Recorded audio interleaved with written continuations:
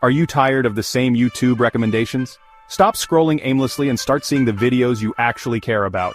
Here's how to fix your YouTube recommendations in 3 simple steps.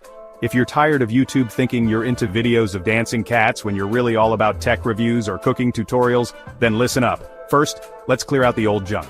Head to your YouTube app or your homepage in browser, tap on your profile picture, and go to Settings. Find History and Privacy and hit Clear Search History. Boom! Just like that, all your past search queries are wiped clean.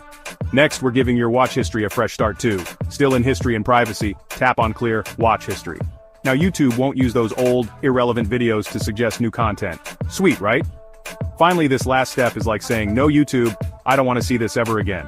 When you see a video or playlist you're not interested in, tap on the 3 little dots next to it and select Not Interested.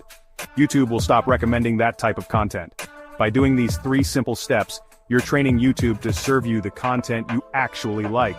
It's like teaching an old dog new tricks. So, no more weird suggestions, just videos you actually want to watch. Ready to take control of your YouTube recommendations?